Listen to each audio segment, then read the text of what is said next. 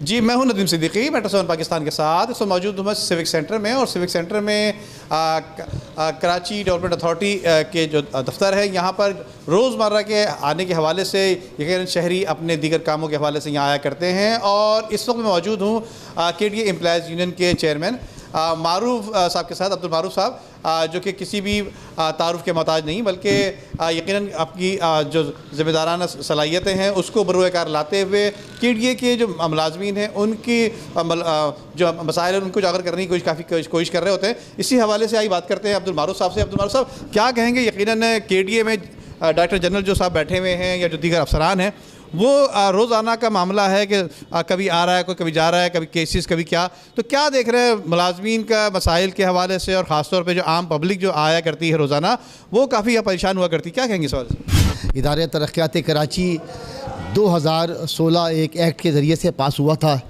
तो आज तकरीबन उसको 5-6 साल हो चुके हैं, लेकिन अब तक 9 DG आ चुके हैं। आसिफ अली मेमन जो है इस वक्त जो है 9वें DG हैं। तो लेकिन हर 6 महीने में इदारे तरक्यात का DG हुकूमत सिंध लोकल गवर्नमेंट की तरफ से तब्दील हो जाता है। लिहाजा इसकी वजह से इदारे के मुलाजमीन परेशान हैं, इदारा माली बुरहान का शिकार हो जाता है, हमारे शहरी परेशान होते।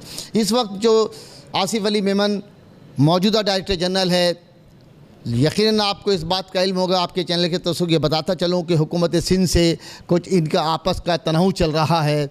कोर्ट केसेस भी किया था, इन्होंने स्टे ऑर्डर लिया था।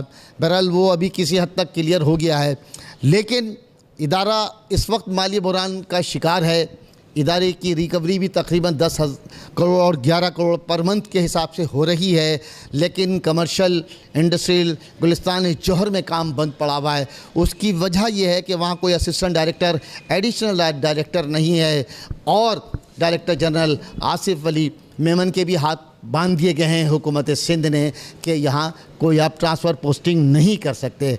जिसके लिहाजा हम हुकूमत सिंध, वज़ीर आला सिंध और वज़ीर बल्दियात और सेक्रेटरी लोकल गवर्नमेंट का इस बात का शुक्रिया अदा करते हैं कि उन्होंने हमारी ग्रांट जो है 20 करोड़ 40 लाख थी उसको बढ़ाकर 28 करोड़ कर दी है, और हमें एक स्पेशल ग्रांट 1 अरब की भी दी है जो हमें रिटायर्ड मुलाजिमीन को देनी है।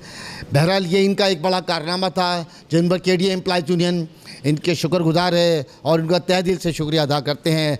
लेकिन हम इसके साथ साथ हमारा मौक़िफ़ ये है कि ये जो मामला चल रहे हैं इसको भी जल्द अज जल्द खुश उसलूबी से हल कर लिया जाए। ये थे अब्दुल मारूफ साहब जो कि बता रहे थे यकीनन KDA में जो काम करने वाले मुलाजमीन हैं वो काफ़ी दिक्कत और परेशानी का शिकार हैं।